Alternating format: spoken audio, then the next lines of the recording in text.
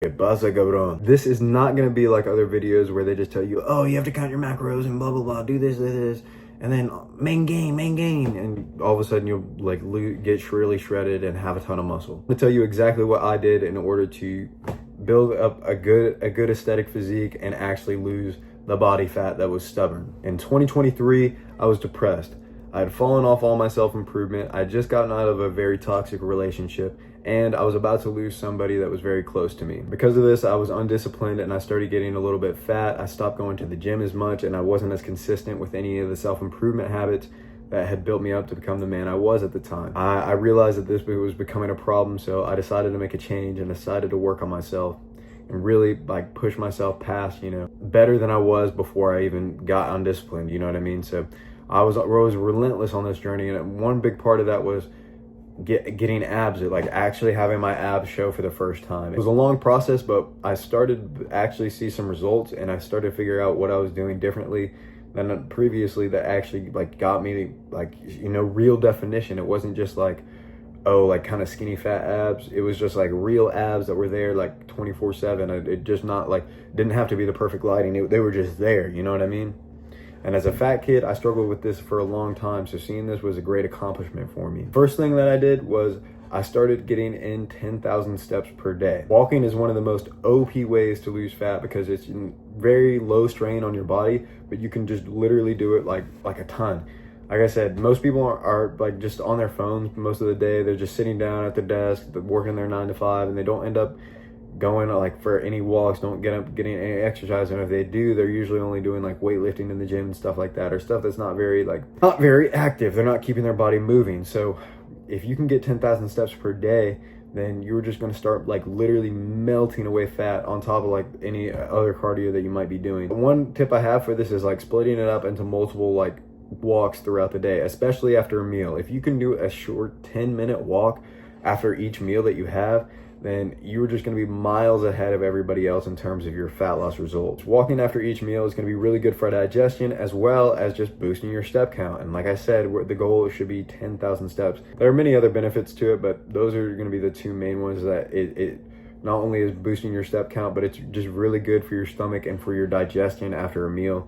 And then it's just going to help your metabolism that much more, you know what I mean? The next thing you need to do is get your caloric deficit from cardio. Now, most people won't tell you this. They'll just tell you to like count your macros and blah, blah, blah. You just need to do this and main gain. But then you're just going to end up skinny fat just like I did. And I saw no results when I was trying to, like, I was counting everything down to the T. I was weighing all my fucking food, and still I didn't see the results that I wanted. It wasn't until I started doing more cardio that I actually started seeing results. This is because when you're like counting your calories and stuff, and you start like cutting your calories, you start taking away from your micronutrients, and that's something you never want to do, because then it's going to fuck with your hormones. You're not going to be like building as much testosterone or anything. Then you're not going to be building as much muscle. You're not going to be losing as much fat. Your metabolism is going to be shit. Everything's just going to go downhill. Don't take away from your micronutrients. Instead, just do the cardio. Like, I know most people don't like doing cardio. Most people like, they kind of despise it, but you need to have the discipline to say like, oh, I'd rather do the cardio that I hate than hate myself for what I didn't do. And cardio can be fun. You just need to find new ways to do it. Maybe you like basketball, so get with your friends and go like run some fives and play like a lot of basketball, or like do what I did. I started MMA. Oh my God, it changed my life. Like, now my physique is better than it ever has been. And like a big part of that is because of MMA, all the different benefits, like making you more disciplined, all the cardio that you're getting in, and now I know self-defense and can fuck somebody up, just all this different stuff. And it's just really good for you. You can just find a bunch of different hobbies like that can make cardio fun, so you don't have to feel like, because I used to hate like just having to go for a run. I hated the idea of that. It was so boring to me. But then I found MMA, and it became like my favorite way to do cardio, and jiu-jitsu, my favorite ways to do cardio. And I actually made it fun for me, and I actually looked forward to it. Another way you can make it fun is like doing it with somebody else. Like, one of the things we do in MMA conditioning is running. And again, I told you I hate that, but I do it with everybody else. And now it's become like, I kind of like it. I actually like running. Like, and now I can do it by myself because I started with some training partners. And that's what you need to find, is somebody that has the same values and the same goals as you.